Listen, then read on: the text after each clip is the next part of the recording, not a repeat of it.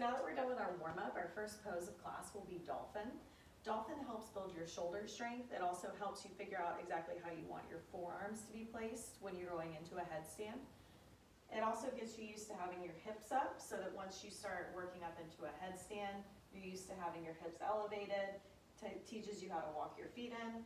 So for dolphin, you'll begin on all fours, wrists under your shoulders, knees under your hips, and then you lower down onto your forearms and release all 10 fingers underneath your chest, making a fist.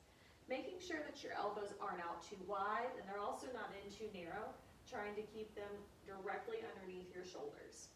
Walking your knees in just a little bit, curl your toes under and lift your hips up. Make sure you're not too far forward, you're pressing your chest back towards your thighs. Shouldn't be any weight or tension in your neck or head. Try to keep your hips lifted so you can walk your toes in an inch or two if you need to, but you're still pressing back using your forearms, pressing your chest back. Again, not letting yourself drift too far forward.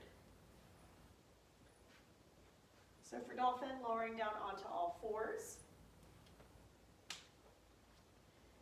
And then lower onto your forearms, make a fist underneath your chest, and then walk your fist in, making sure your elbows are underneath your shoulders.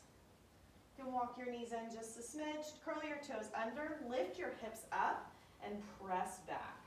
So you're pressing your chest back using your forearms.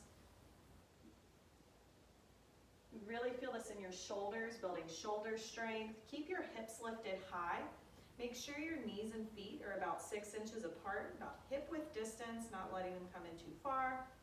Good. As you start to feel your shoulders loosen, start to walk your toes in another inch or two.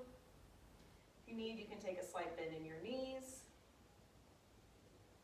And gently lowering down onto your knees. Place your palms where your elbows just were, giving yourself a little break.